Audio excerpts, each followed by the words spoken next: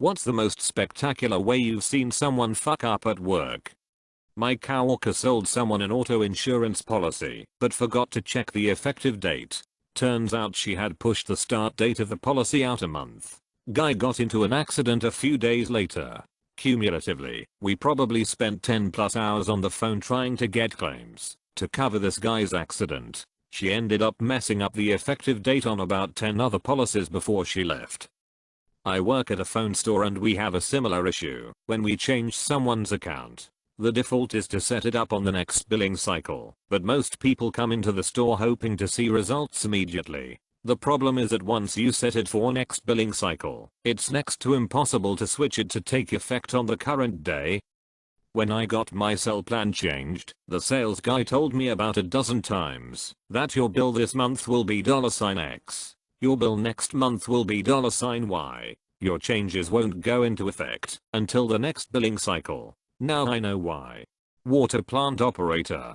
Imagine, if you will, that a lot of water plants use gas chlorine as a disinfectant for their water supply. Now, imagine what would happen if a chlorine cylinder ran out. The operator did not hear a literal fire truck like horn sounding signifying said emptiness, and C not catching it for so long that the chlorine residual for the plant went from good to zero, all in a 6-hour period, unnoticed.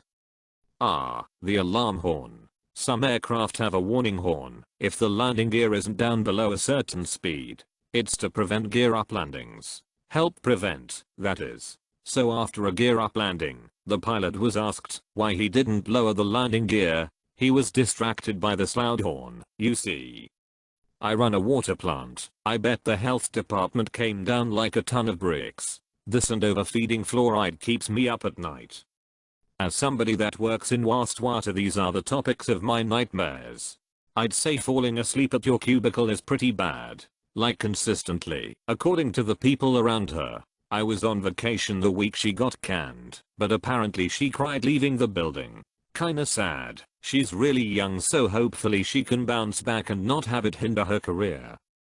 Sounds like she's got sleep apnea. My boss used to fall asleep at his desk almost every day until he had a sleep study done and got a CPAP.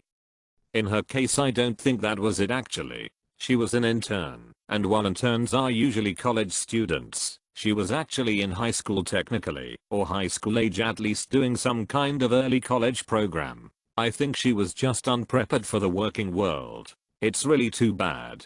I found out later that she sometimes biked something like 8 to 9 miles to work when she couldn't get a ride, so she would have been getting up really early. Our department really should have tried to work something out. I accidentally cancelled an entire day's worth of trips for my company.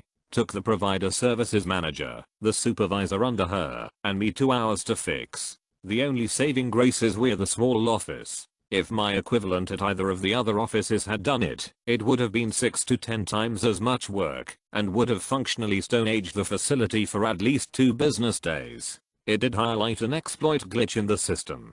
Cancellations are supposed to require multiple keystrokes to complete for each one, and shouldn't be possible in bulk. I did 125 with 2 clicks of a drop-down menu and 1 click of a cancel same day button. Hey guys, I found a glitch in the system. It's pretty serious. What's it do? This.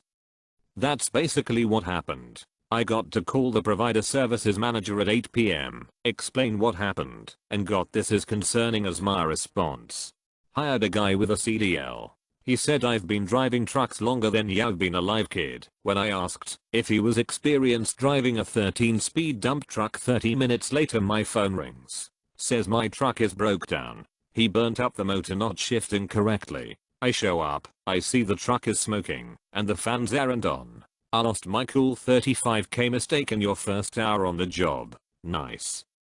Lol, that response during hiring, I'd have sent him out the door, but you probably needed a driver like now. It's so hard to find good 450 drivers right now. We pay about 10% higher than average for a local route driver, and I've still been constantly hiring to fill 2 positions for the past couple years. We've hired and then fired 6 people in that time.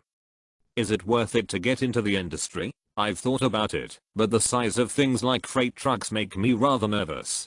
I worked at a below grade underground only waterproofing company. Being the most senior employee at the time, the owner asked me to check up on the new crew, who were working on a residential house's foundation. He told me he went out the day before and chalked the grade lines on the foundation so it would be easy for them to spray the tar on, and just wanted me to make sure they had the right thickness applied as well as proper coverage. I arrived at the site to discover that they did not understand what was to be done and had sprayed from the chalk line up to the top of the foundation walls. I had to give the new guys CR though. They had to grind all the tar off down to clean concrete, and it took them about a week. They didn't complain once and genuinely felt bad. I'm glad you said what the low grade meant. I might have gotten it from the story, but I probably would have walked away thinking you work for a below average company. Guy drops a glove in a deep fryer, sticks his entire hand in it before realizing it's on and set to 350 degrees F. My current job is a lab technician at a major university, and we had a new guy unplug the small -80°C freezer full of recombinant DNA because he wanted to charge his phone. Oh, yikes. I remember when I worked as a lab tech and another tech overfilled some of the wells in our stock DNA sample tray, contaminating all of the other wells. Then she just wiped off the excess and didn't tell anybody. Not only did we have to travel several hours to another university to get new DNA samples, but we had to throw out several weeks worth of work since we'd unknowingly been using contaminated samples. We used a faulty lysis buffer for our samples for a period of 3 weeks and had a similar thing happen. Yeah, I got one. Unfortunately it was me, so I had a placement in our hospital's laboratory. On my second day I had to fill up the documents with the results of the blood tests of one patient. One co-worker watched me. I was so nervous that I mixed up the pen and the blood sample, so when I thought I pulled off the capsule of the pen, I actually pulled off the capsule of the blood sample. I was so into it that I just noticed it was the wrong when I started writing, but then it was too late and all the blood spilled out all over my hand and the table and of course the document. BTW, I didn't wear gloves, but fortunately it was just from a cancer patient, so I didn't get infected or anything. Correcting. How did your coworker not call you out for not wearing gloves? If you were just using a pen, then I understand, but you were also handling blood samples. Worked at Kings Island Amusement Park as a games associate. Basically I stand at a booth and give change, then let people try to win rigged games. We get $500 in assorted bills before we start. Well, on my first day some girl lost all the money she was given and was bawling her eyes out while talking to a manager. I appreciate the love, people, but let's keep the upvotes at 420. Kind of a dream of mine. Lol, now it's too low. She lost it right into her purse. That's actually kind of sad, poor thing. If it makes you feel any better, there's a non-zero chance that she stole it and used her tears as a defense mechanism to keep from being investigated. I've seen that exact thing happen. You use what bullets you have, if you know what I'm saying. My ex-roommate and I were planning a trip overseas. He got his time off approved, but forgot to turn in his PTO paid time off request. He had accrued 2 weeks of it and wanted to get paid while sitting on the beach. He waited until the last minute to turn it in, his last shift before our departure.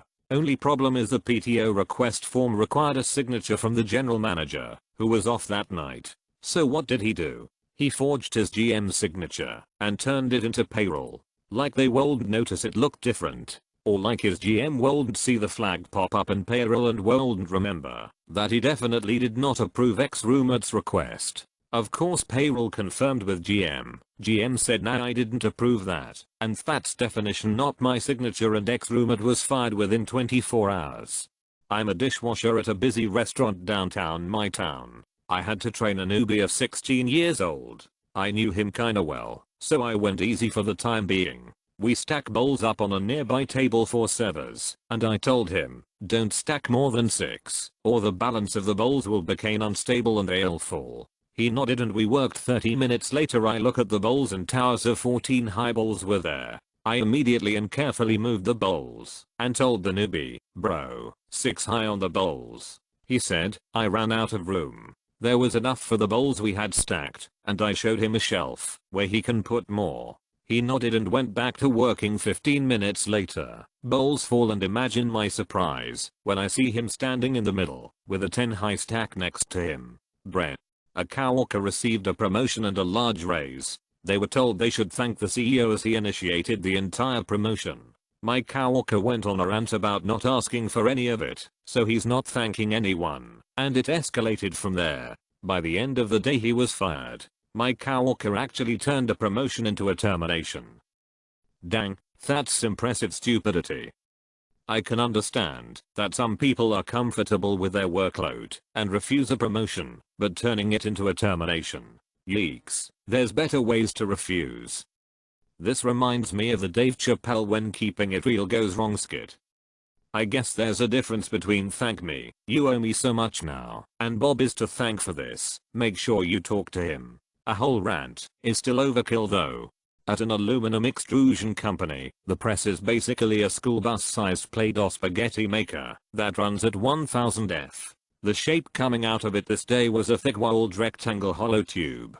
Thick-walled shapes need to run slowly so the aluminum doesn't tear or shred the surface as it moves through the die. Of course, the goal is to push as much metal through per hour as possible. It cools, gets straightened, then cut into 45 lb 8-foot lengths. This shift had us approaching the end of a £20,000 order when someone at the saw crew looked at the inside of the hollow shape 100% tear out. The surface was like crazed pottery instead of smooth.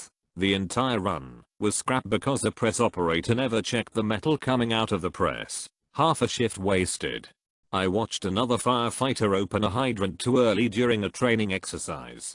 The idea is to drop your hydrant man off. He wraps the hydrant with the hose and the engineer drives away. The hydrant man then screws the hose to the hydrant and waits for the engineer to tell him to open the hydrant. He's supposed to wait because the engineer needs to hook the other end of the hose to the pump.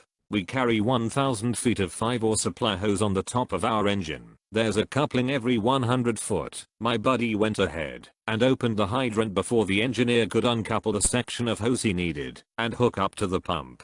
Before he could run back and turn off the hydrant, about 700 feet of hose fired off the top of the engine, like a giant black snake firework, only weighing hundreds of pounds.